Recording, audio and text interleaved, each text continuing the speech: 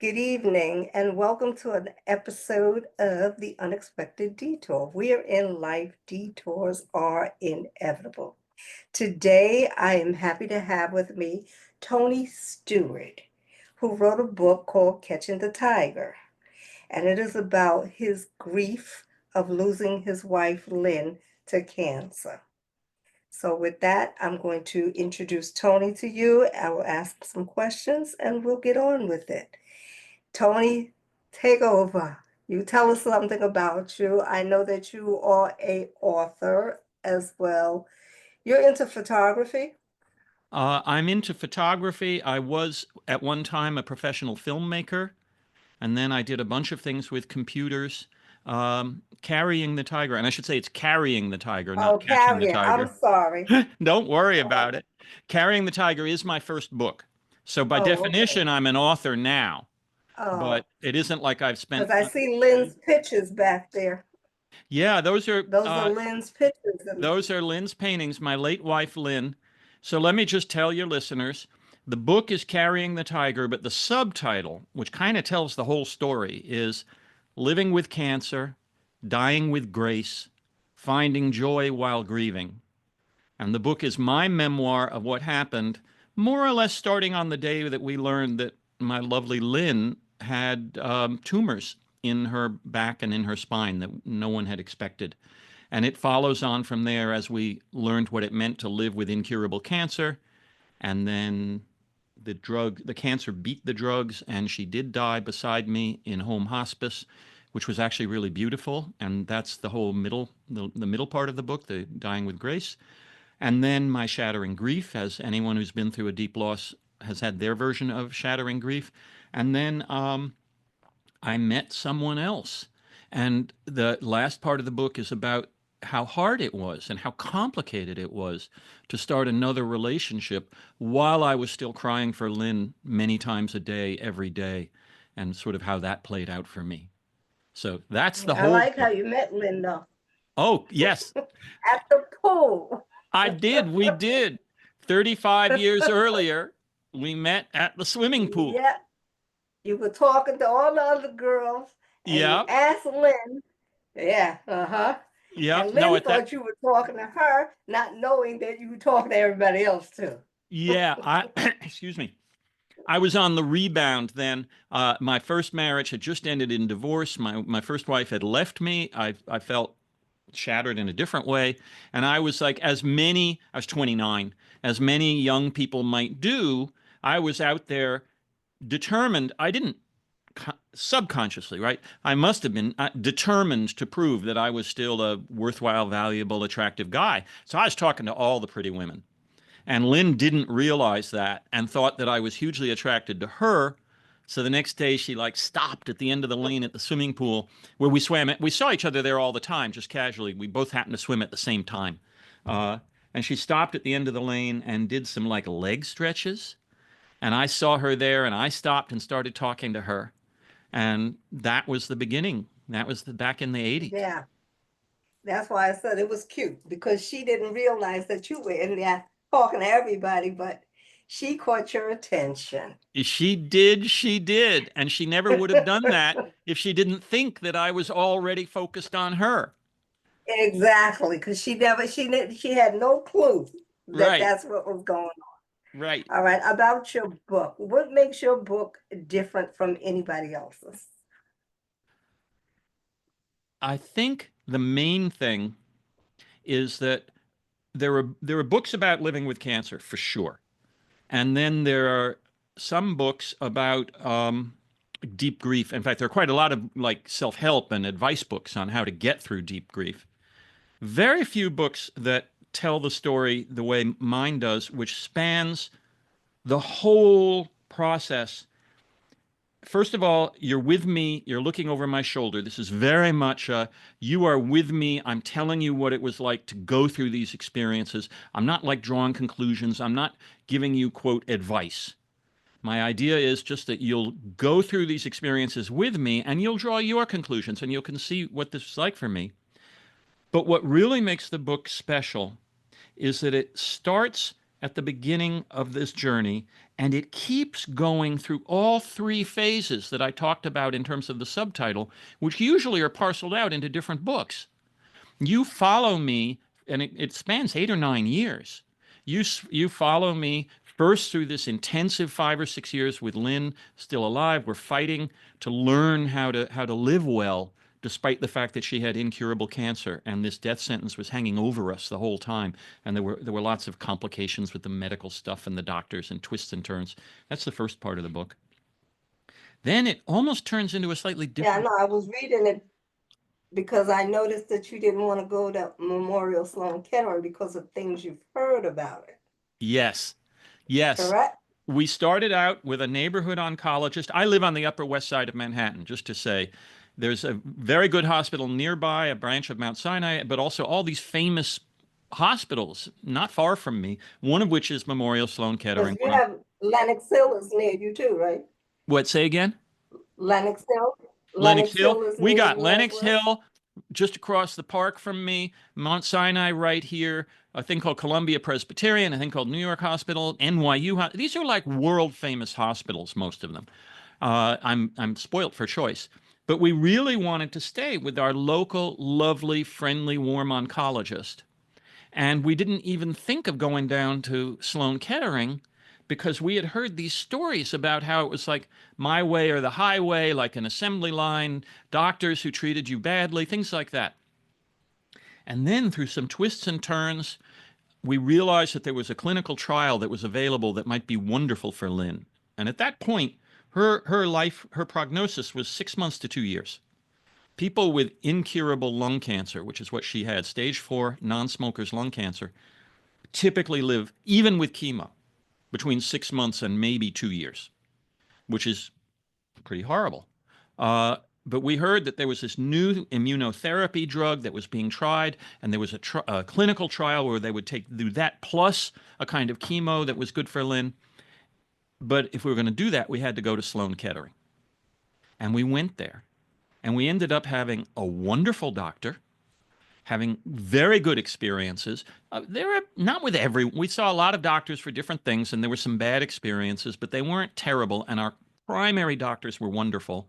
And Lynn lived almost 6.5 years on those drugs, 5.5 years before things Yeah. started to go wrong again, which was pretty freakishly wonderful for us. Um, I asked you that because when I saw that about Sloan Kettering, that's where I went. oh, okay. Did That's you, where I had my treatment at Sloan Kettering. and do you feel like you had a good And I experience found there? them to be so awesome experience. Yes. Awesome. Yes. I That's, had an awesome breast cancer surgeon. I mm-hmm, had an awesome oncologist, mm-hmm. a radiologist.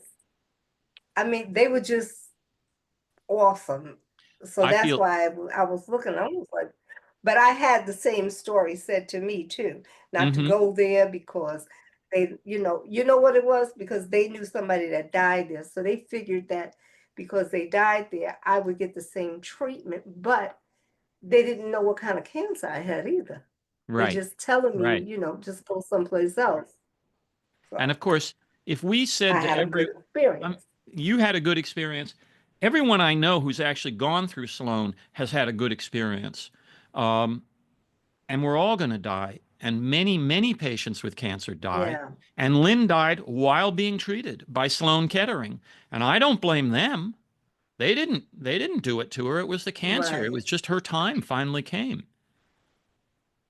So anyway, to Yes, answer your yes. way back What was this question. care Oh, bridge? no. I never. Oh no, Caring Bridge. Oh, go ahead. This is a good. Glad you asked that. So caringbridge.org, which is a website, is run by a nonprofit organization that specifically set up this website so that people who are facing health challenges can communicate with their friends and loved ones efficiently and Oh, smoothly.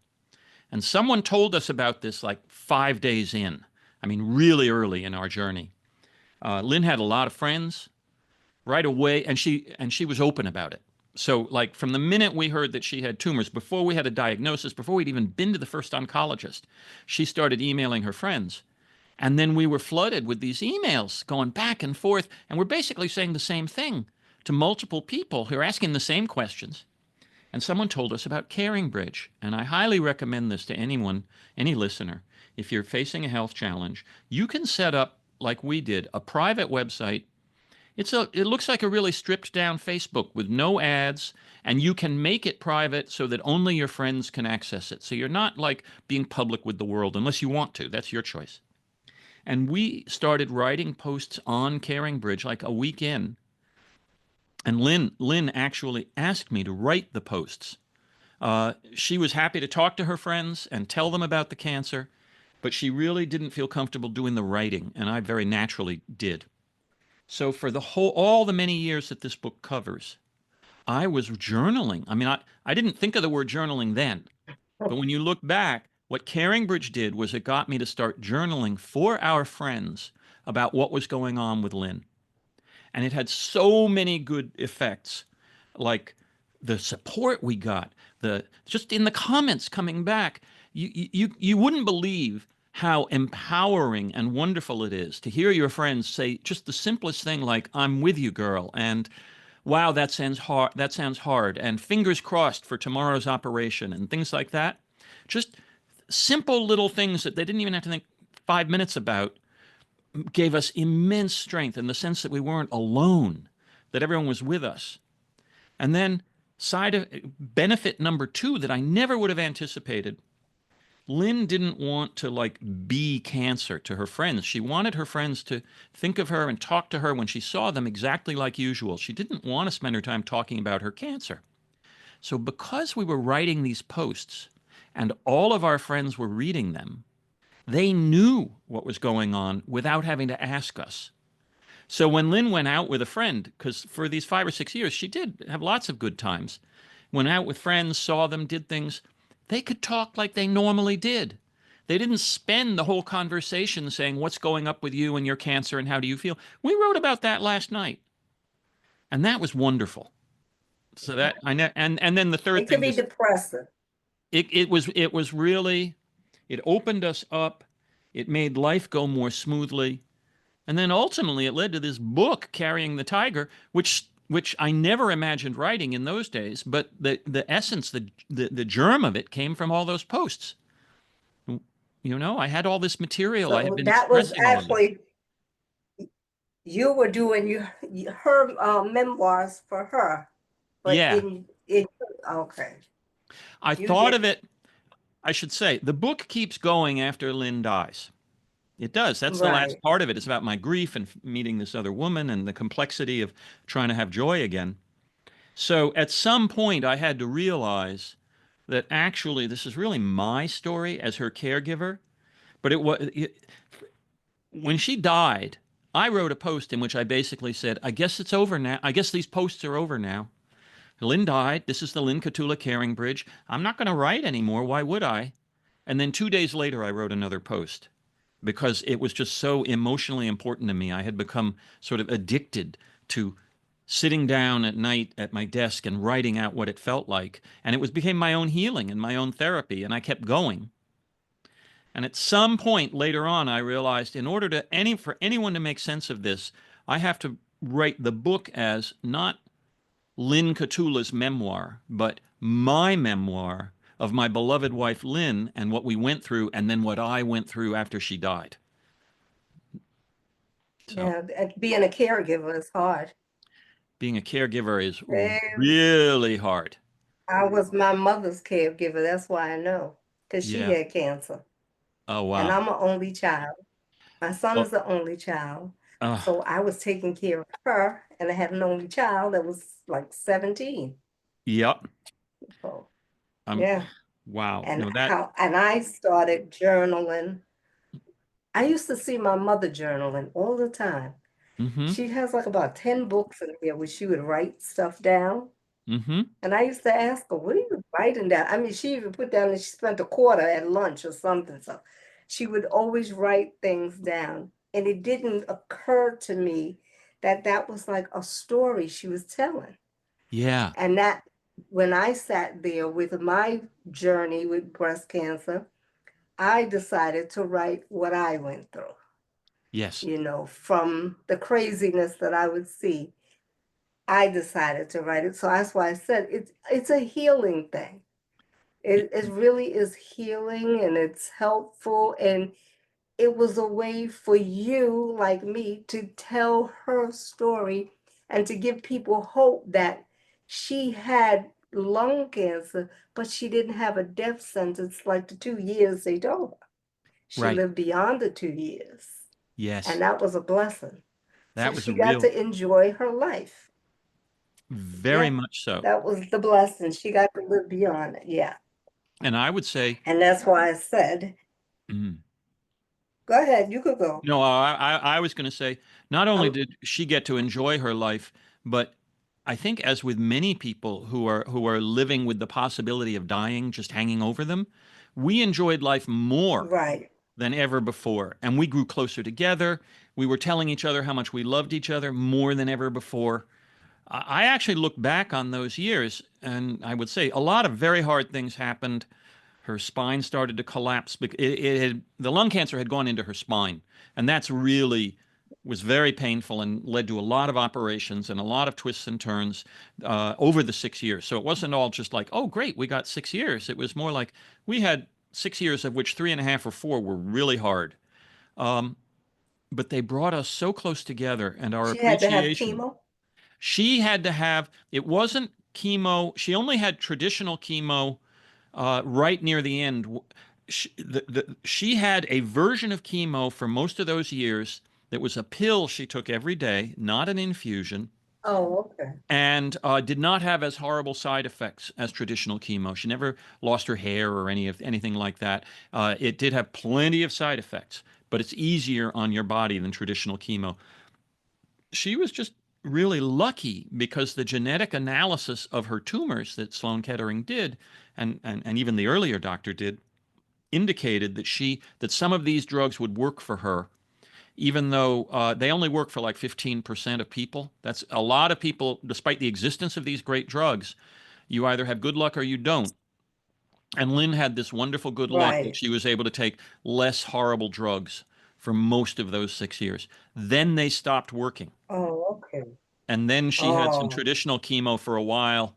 And she did have infusions of drugs in it's complicated. There's lots and lots of stuff that happened. But now I yeah, know she it's was being treated the complicated whole because I've time. been there. Yeah. Now I've been there, so I know it's complicated because my mother had me looking up all the stuff. Yeah. So she made me go home and look up all of these drugs to see the side effects, what they did, and you know, Yeah. I did what she asked me to do. And Yeah. and How was your I interactions with the go no, go ahead. ahead. I'm No, interested in you your could question. What was the question? How the am I in? interactions you had with the medical staff. In general, rather wonderful. We had Okay. we had some sort of frustrations at one point. It took a while to learn how siloed the different aspects of our medical system are, especially when we were in the early stages trying to find the best treatment for Lynn. We were referred to a great doctor at Yale New Haven Hospital, 2 hours from here, for a friend of a friend. Sent me there for a second opinion, and they told us about this great clinical trial. But then they offered it to us at Yale in New Haven, which was going to be a nightmare because you had to go in like 3 days this week, 3 days next week, and I had a full-time job and have to stay in a hotel. And when we said, "Do they have it in New York?" they basically said, "It's up to you to find that out. We can't help you there," which I found out very quickly Oh, with like a Google search. And then, right. but it wasn't, these were very nice doctors, but there were like these walls between different parts of our healthcare world in this country, which was very, very frustrating. We found the same Very, thing when, very frustrated. very frustrating. And when we started at Sloan Kettering, the different departments didn't always talk to each other as well as we needed them to. And we had to learn how to navigate and communicate with them. But once we got Right. past that, I will say those doctors were great, and not just the doctors. You're mostly not dealing. You deal with the doctor once a week, once every few weeks, and you're dealing with the nurses and the aides and the technicians, and they were great. People who choose to go work in places like that are saints, are wonderful. They're angels because they're helping you so much. Yeah, I noticed that everybody, they were so friendly. And I had Hmm. to ask, I was like, is this this is what everybody here is like? And they told me they have to be like that because of who they're dealing with. Yeah. They're dealing with people who are terminally ill. Yep. So they have to have that temperament where they understand. Yes. So I got it, I Yeah. understood. For me, I understood that, it was their temperament. I was just amazed because I was like, I've never been to a hospital where people are so nice before. Yeah. I've Usually I they're, know. yeah, because No, when my they mother was doing hers, they weren't too nice there. Not we at did. Sloan Kettering at the hospital she was at. Right. Right. No, I understand. Yeah. We did talk. Lynn was hospitalized multiple times along the way, once for much of a month. So we had a lot of time in there and talked to a lot of nurses and aides. And several of them told us that they really loved working at Sloan Kettering, that they were having a better time there, were better treated there than they had been at other hospitals. And the vibe there was just so nice. We're I know, doing and an I'm sure ad they for fell in Sloan love with Kettering here. yeah. Yeah, because when I would start reading your book, I was like, oh boy, he heard stuff that I heard. But my boss made me go there. Your That's what made boss. me go. Hmm. She made me go. She left a message with my immediate boss and told him to tell me that I am to report there immediately. Wow. What a But that's gift. that's a whole different story of how I got there because I didn't Right. go there. Right. So no, Talking about the I temperament, just sorry, talking about the we were talking go about the ahead. temperament of the doctors, and so interesting kind of thing. Uh, across Lynn's many years at Sloan Kettering, we had two different sets of doctors, more than two, but there's the oncologist who we were working with all the way along, who was prescribing the drugs to hold down her lung cancer and the tumors. But then there were the surgeons and various types of surgeons because it was attacking her spine and she had to have several major surgeries and some minor ones. They were actually all wonderful to deal with. But when we get to the end, the last weeks before we decided to stop treatment, it got really horrible. The drugs had stopped working. Lynn's body was starting to break down. She had like a broken vertebra in her neck, a broken neck. I mean, just all kinds of horrible stuff. It was becoming like torture. And then I discovered that these two groups played out in sort of the stereotyped classic way. The surgeons wanted her to come back into the hospital and start a course of radiation the next day. When we got the scan that said it's going into her brain, and she's been having this horrible couple of months. We got a phone call from the surgeon's office saying, "We've just seen this scan. We want you to come back into the and start a course of radiation tomorrow morning. Even waiting 2 or 3 days might be too late." And we were sitting there, Lynn and I, talking about this. And I found myself almost trying to talk her into going in because I wanted more time with her. And then the phone rang, and it was our oncologist, who is not a surgeon. And he said, "I'm looking at these reports. And I think this may be the time to say enough is enough." And basically, if you go back into the hospital tomorrow, you'll probably never come out. And we decided to Wow. do home hospice. And I love those surgeons. They were wonderful. We had multiple operations with them, but they have the let's fix it mentality. That's who surgeons are. We're going to fix it. And it was the Right. oncologist who came along and said, "There's a point at which incurable cancer is incurable cancer. And if you want to die at home and have a good death and love," he didn't say all those words. Those were the implied words. He left it to us. But if you want to have your last weeks be peaceful and surrounded by love, don't go back to the hospital. And that's what we did. We stayed home and had the most Well, beautiful few weeks of my that was life. a awesome message that they gave you to just stay home. Yes, stay Yeah, home. Stay yeah. home. And I'm sure Lynn was glad you stayed home with her Oh, because she very probably much. couldn't speak anymore because she was probably in pain, right? She was in pain, but she could still speak. Oh, okay. And actually, in the book, in Carrying the Tiger, I talk about the conversation we had that first night. After, I mean, she could speak. She was having trouble finding the right word. It was tiring her out. She was speaking very slowly. You could see it affecting her. And for weeks, I had seen this happening and thought it was the pain. And only that day had we discovered, no, there are tumors in her brain messing with her brain. Oh, Um, okay. but we had some wonderful conversations in the first week. She only lived 2 more weeks. We didn't know. Oh, We thought it might be 2 or 3 months. She was actually close enough. And then once she decided to let go, she went very peacefully over the second week. But we had conversations like, "What do you think's going to happen?" And I should say, we weren't religious. We're not religious, but we are spiritual. So we don't know what will happen. We don't have a faith belief that tells us, but we didn't know. So we were talking about stuff like that that you never talk about. Like, I can't believe this is happening to me, she said one day.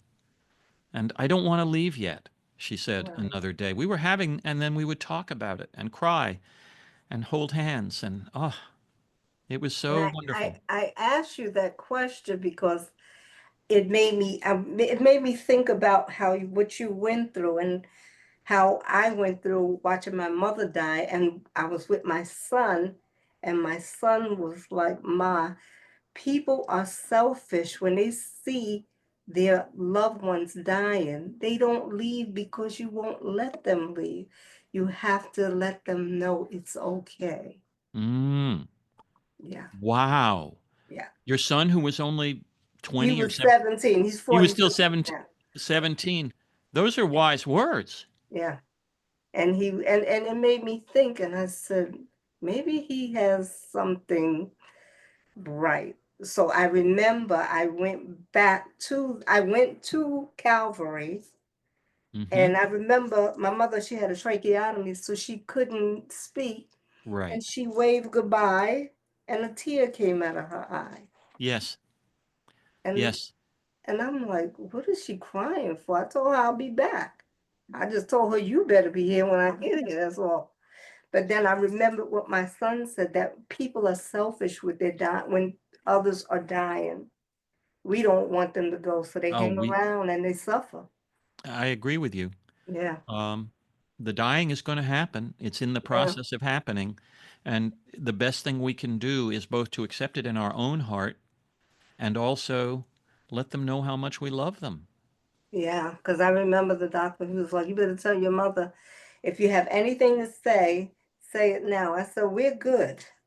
Mm, We've always loved each other. We didn't have that problem, so yeah. we're good." Yeah. It was just letting go. Letting go. Yeah, Like looking back at that night with the two doctors calling and how I was trying to talk Lynn into going back to the hospital. I had always sworn that I was never going to do that.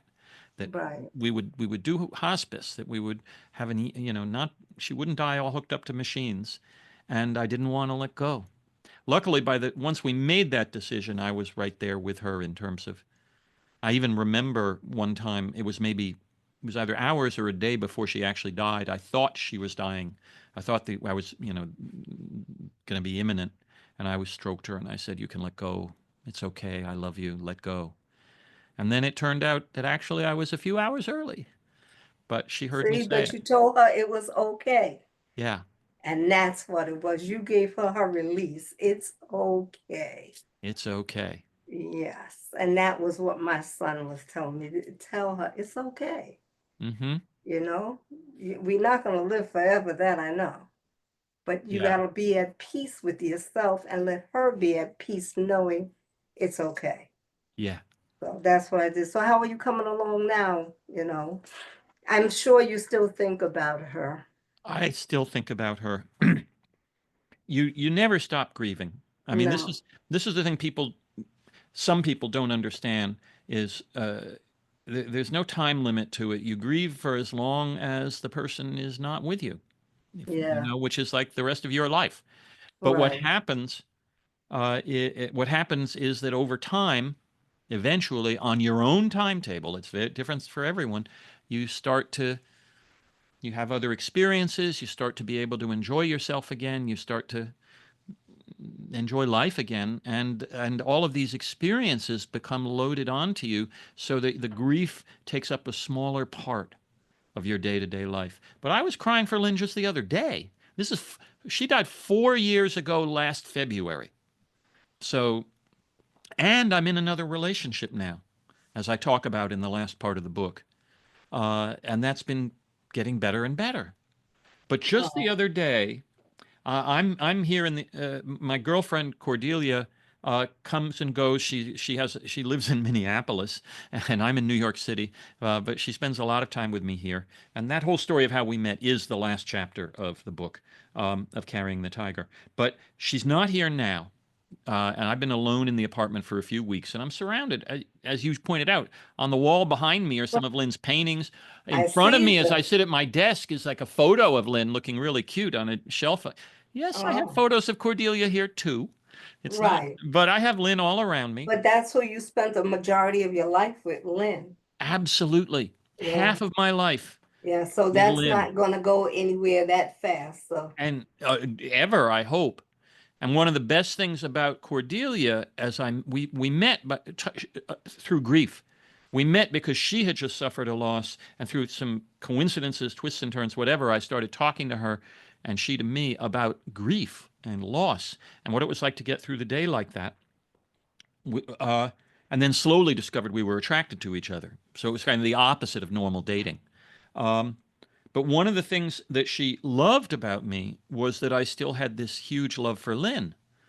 Because if you're a woman thinking of maybe starting a relationship with a guy, you'd like a guy who's going to be faithful and loving and not walk right. away. And I was not walking away from Lynn.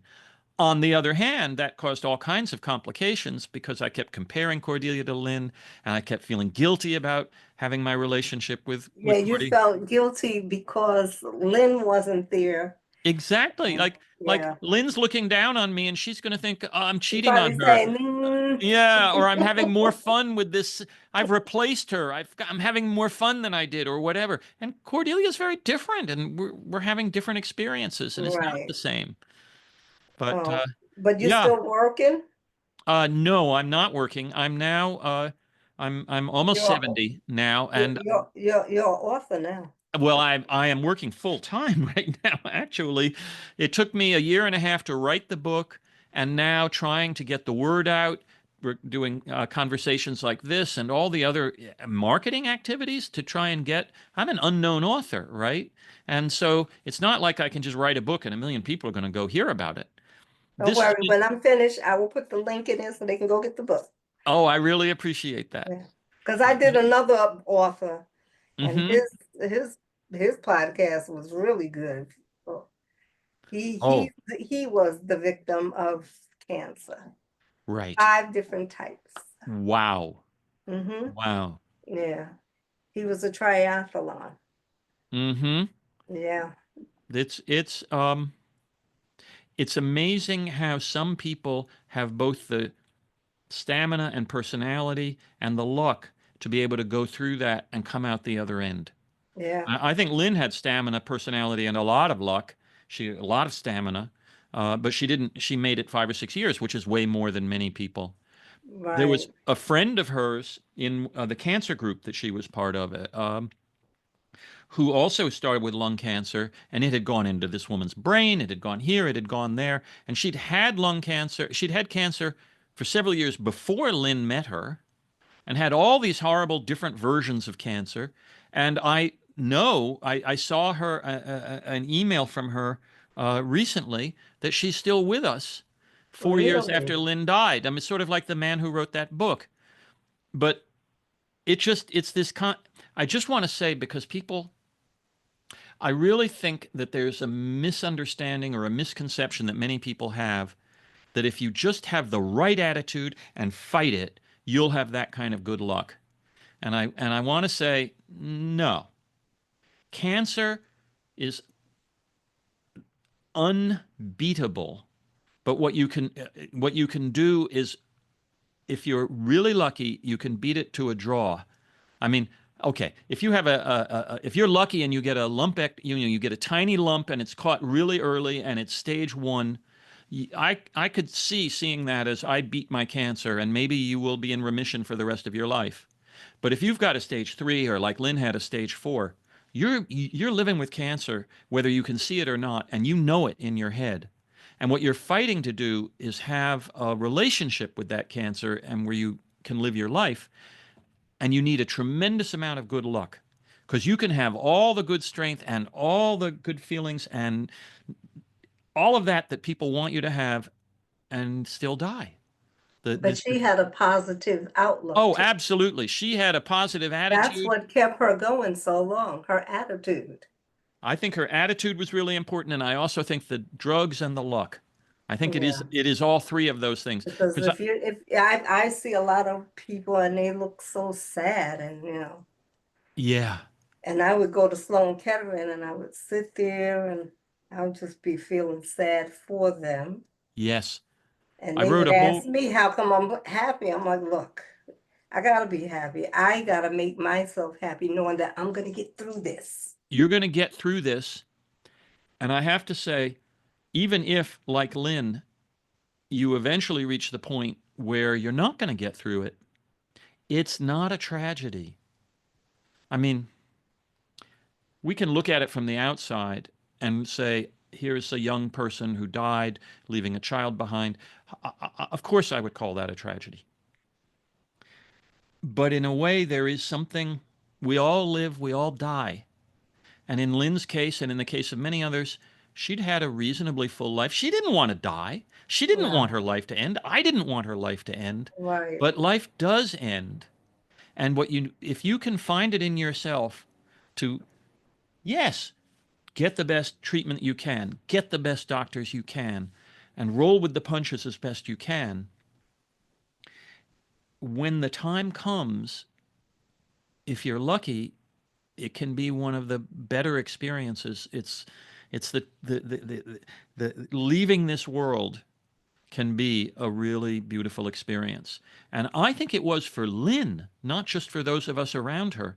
She said some things towards the in the last days of her life where as she started to really fade away, she's getting to the point you thought she was at for the whole 2 weeks, but it was really the last few days where she would hardly talk anymore. She's gotten really quiet. She's lying on the bed. A lot of the time she's either looking at the ceiling or even has her eyes closed. And when we reached the point right near the end where she wouldn't even let me squirt some drops of water into her mouth, which happens. It's the body's natural response near dying to refuse water. It actually helps the body die more comfortably. I only learned that recently. I didn't know that then.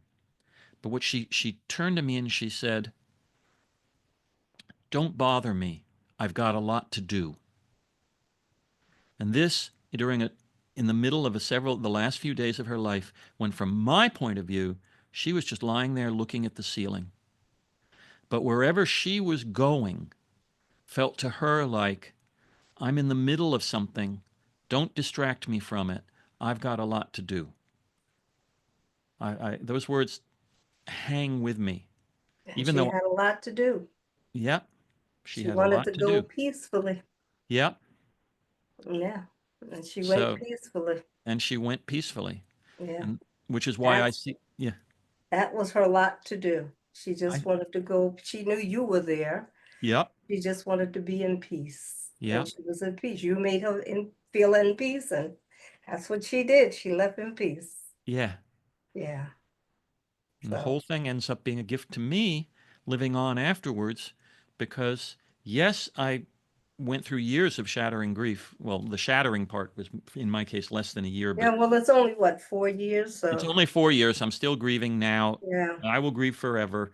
I was crying the other day. I took this bowl out of the cabinet in the kitchen and I looked at it and I realized that Lynn and I had bought that bowl, a cheap little thing that we bought in Chinatown, but it's cute. And I remembered when we bought it and I just started to sob. And this is, right. the other day.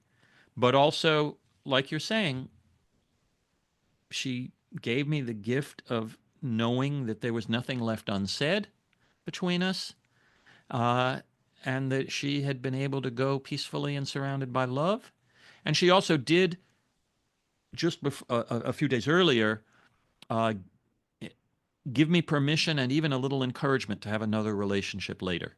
Oh, that was nice. It was really nice. She didn't want you to be by yourself. She did not want me to So be by you had myself. her approval I had her approval to move to on. move on.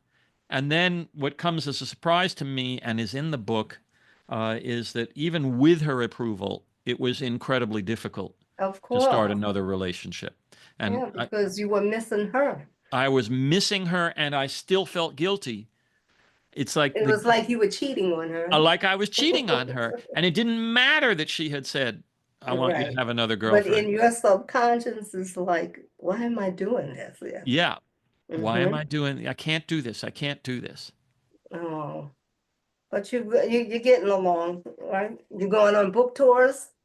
No, I'm not doing an in-person book tour, although I'm doing a launch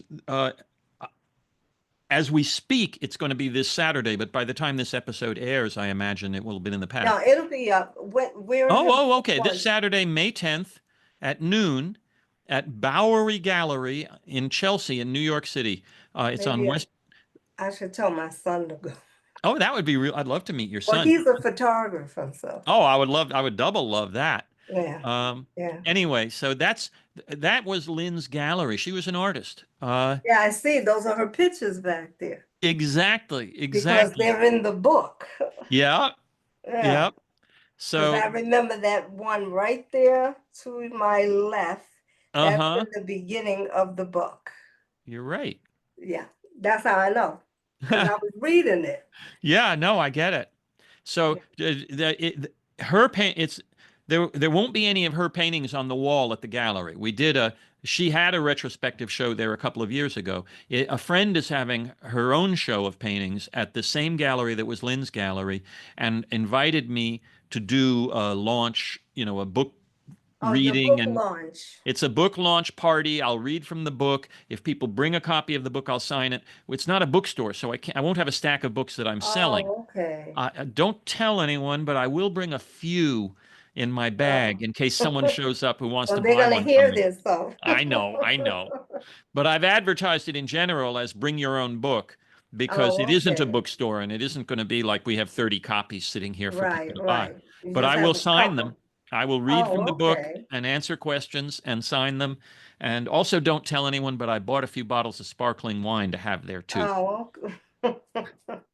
So it should be nice. What's the gallery is in Chelsea? The gallery's in Chelsea on West 27th Street in Manhattan.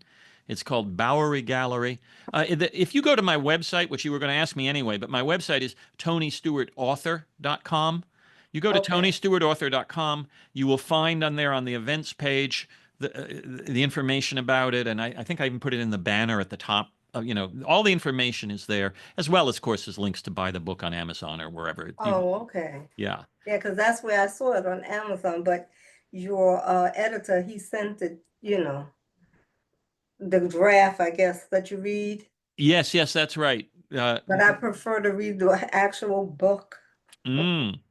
Yeah. Well, if you want an actual copy of the book, I'll be happy to send you one. You just Oh, okay. give me your Oh, address after we're off the air. Tell me where to send oh, it. okay, I'll yeah. drop Because one in I the said mail I to you. wanted to read the actual book, Yeah. because I'm doing this at work, I'm reading and then somebody else is sending me their book to read, and I'm like, I can only read, your book is the only one I really started. And that's hmm because you're on Amazon where where you can listen to the book. You Your can listen. audio. Yeah, I've You got the have an audio, audio book. and Yeah. I got the audio book, and also on Amazon they let you look at the first few pages of the Right. ebook or whatever. They But have these features. I purchased the audio of the book. Oh, cool! And that's how I was listening to it. Wow. Yes, because I Well, said I really wanted to hear your story because I found that we had a connection with the caregiving. yes, yeah. And that was what it was, the caregiving. And I wanted to know how it was for somebody else to be a caregiver. Well, did you reach the part where I have a breakdown from Now, I having didn't get tried? to that part yet. Okay, well, that's going Yeah. to come to you. Um, But I know it's hard. it was really hard, and I do want to share this with all of your listeners that um, we all know caregiving is hard because anyone who talks about it tells you that caregiving is hard. In my case, I launched in on this. I did have a full-time job at the time. This was more than 10 years ago. Um, and all these things started happening in Lynn's back, and there were just multiple twists and turns in that first year.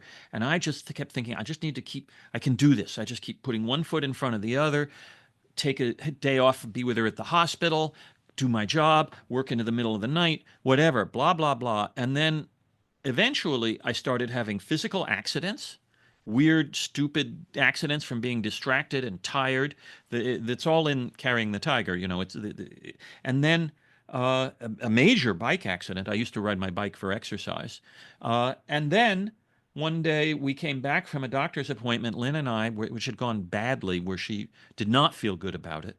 One of the few doctors that I say the bad things about in the book, sort of, and I changed his name because I don't want to the real doctor is probably perfectly good, but he didn't get on with Lynn. Um, we came back and I just collapsed on the bed and started sobbing. And we still had our coats on, saying, I can't do this. I can't do this. And telling her for the first time how hard that whole year had been. This was about 1 year in, because I just hadn't shared that information with anybody. And I had been afraid to tell Lynn, my confidant, my best friend, Right.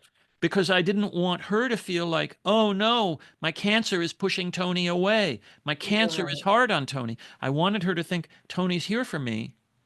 And eventually I cracked and I had a little breakdown and I told her these things and she didn't turn away. And instead she actually physically, Probably embraced you. she did. She literally embraced me and she Yeah. touched her head to mine and she said, I understand. I really, really, I do.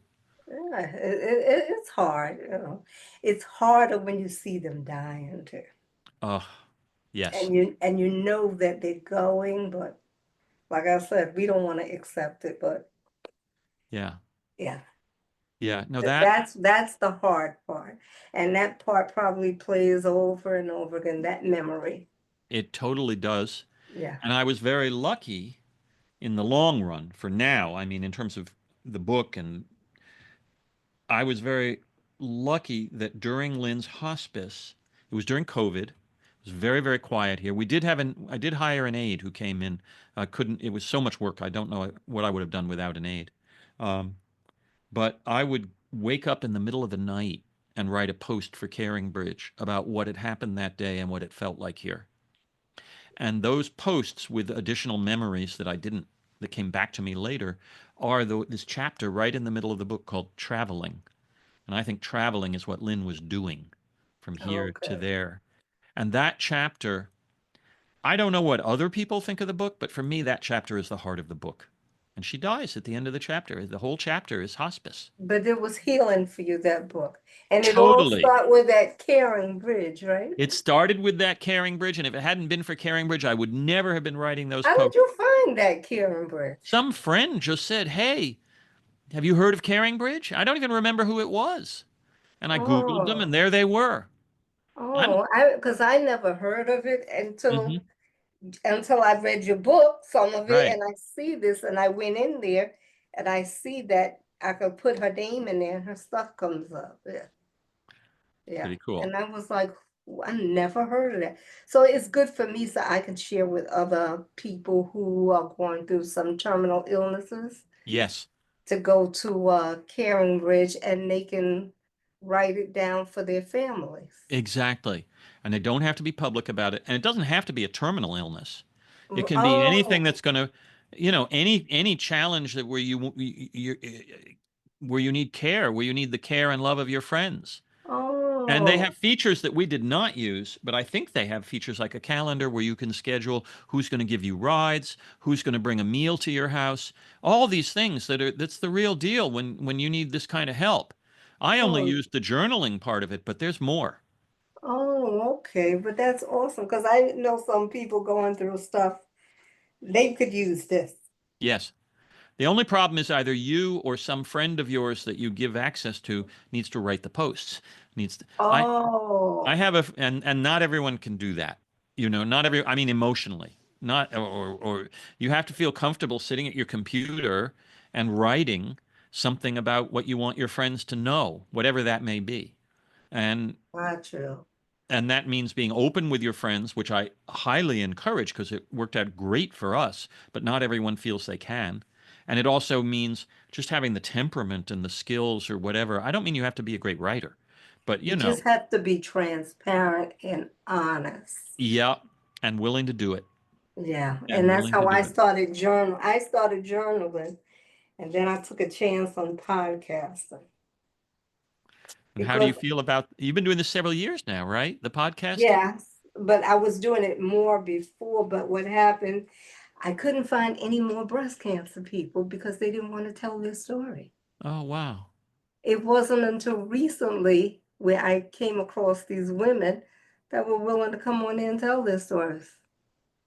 That's how I got That, that from there. One other woman, she was like, "You want me to get some people?" So she got the people, and that's how I started that part. Otherwise, it's really my story. In the beginning, hmm if you go all the way back to the beginning, hmm you'll hear my story. You'll hear about the where the breast cancer was, and that I thought it was something else. Sure. I For thought it six was months, we I thought thought Lynn's it was was something else. stage 2A. I went in there to the hospital. I was like, I know what's wrong with me. And I found out, no, it wasn't that. It was B. Yeah. Yeah. Yeah. For, I for thought I was the doctor then. Yeah.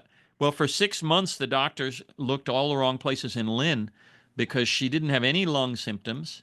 It hadn't yet started hurting in her back, but she was having trouble eating and digesting and getting acid reflux and some diarrhea and all kinds of stuff that were making life hard. So she goes to her doctor, and her doctor sends her to various specialists, and they did all these tests from the waist down or from the belly button down and couldn't find anything. And actually, that was her cancer the whole time, just messing with her digestion because cancer can do Oh, that because to it you. says that lung cancer is very quiet. Yes, You don't know it's there until it metastasizes. exactly right. That's when you know it's there. It has to either be big enough to affect your breathing, and that is huge, Right. or more likely to metastasize. And now you're looking at stage 4 cancer before you even knew you had cancer.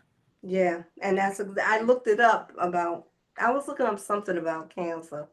Because now that I do this podcast and I talk to these women, when I wanted to put it down, I couldn't put it down Yeah. because I said there has to be a cure for this. I don't care what anybody says. Mm-hmm. There has to be a cure. We know that a lot of things in the environment have something to do with these things, but Mm-hmm. it's got to be a cure. So Well, we haven't found it yet. it became very passionate for me, Mm-hmm. especially the more I listen to the news, and all these people are coming down with these different types of cancer. Yep. It's heartbreaking. It is very heartbreaking. Yeah, And I think there's all kinds of causes. I mean, neither one of us is a scientist, but we all read. And right. so, of course, there's the environmental causes, the things that mess that you inhale or drink or whatever that mess with your cells. There's also genetics and bad luck in terms of what Yeah, you inherit. And then there's also the fact that we are living longer in general, not everyone. right. And the longer you live, the more time your cells are dividing and dividing and dividing. It's sort of like evolution inside your own body. And if a cell divides often enough for enough years, eventually it'll kick out a mutated version. Something's a little off in the cell that it Yeah, creates. I could tell you was a Sloan Kettering. They explained it to you, right? Yeah, exactly. So Did if they you draw? give your Did body they enough draw you a time, picture?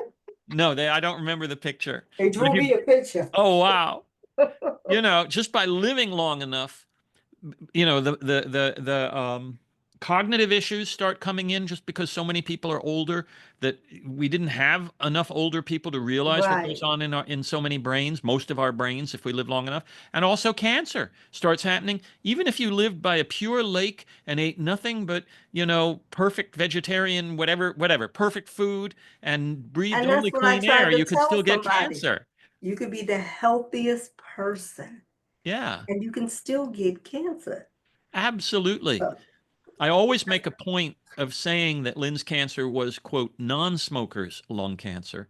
Because if right. I don't say that, everyone quickly assumes, They'll oh, think she she's did it to herself. smoking. Yes. Yeah. And there is a lot of smoking can cause, we know that can cause Right. cancer, but more than half of all lung cancer happens without the person ever being a smoker. I know. That's why I said it has a lot to do with the environment and everything. Yep, all those things. All this carcinogenics out there, and Yep, yeah, all those of are, that. And yeah. then, like you said, the food we eat. So then Hmm. you got to be careful with the food you eat. And if you drink water, you gotta have not that plastic bottle or have the Exactly. We're yes. lucky. We live in New York City. I can, if we want to, and I would encourage any New Yorker, drink the tap water. It's safer for you than I the don't bottled have tap water. water up here. Okay. I'm in Well, Dutchess County. The water's all right. Okay. So, no, in the no. city, the water's good. In the city, I'm lucky then because we got, Yeah. the water's good here, and I've been drinking tap water as being healthier for me than bottled water.